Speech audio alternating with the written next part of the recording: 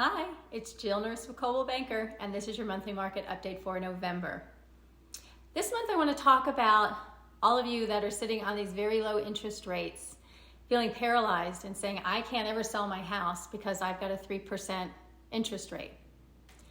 And the interesting thing about that is in the next breath, people are talking about how their house doesn't work for them anymore, how they, it's too big, it's too small, my kids are gone, it's a lot of work, it's too much work with just the two of us, or we're having another child and the house just doesn't work. I want people to realize that interest rates have gone up and down, they fluctuated forever, right? They're not always stagnant. They have changed and people continue to buy and sell homes. Right? Everybody has different needs along the way in their lifetime. And there's some very important needs that people have. For instance, your child has a baby, right? Now you have a grandchild, but they're much further away. You're commuting, you change jobs, and now you're commuting hours to get to work. Your house, again, is too big, it's too small. There's so many different reasons that it just doesn't work for you. And what I'd like to say to that is, one, do the math, okay? Figure out if you sold your house, and keep in mind, if you bought your house before COVID, you have a lot of equity in your house. If COVID didn't happen, home prices wouldn't be where they are.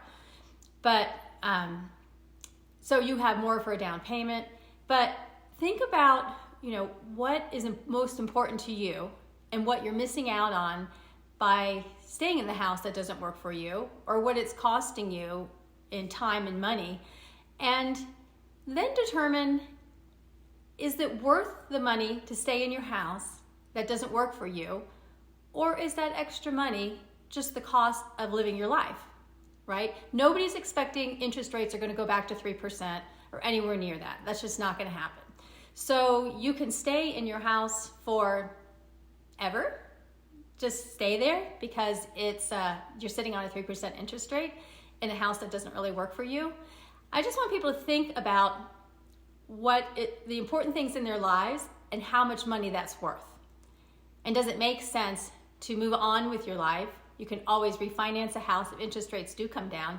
But keep in mind, if interest rates come down a good bit, you're going to have a lot of buyers jumping in, and then you're going to have competition, which is going to drive prices back up.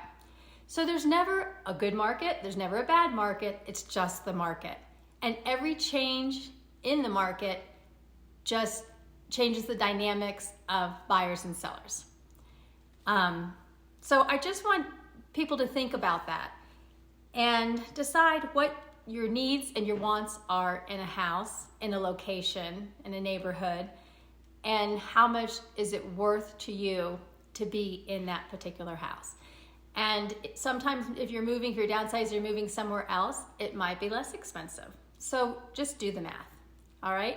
And just so you know, home prices, the average home price has gone up 3.3% this October compared to last October.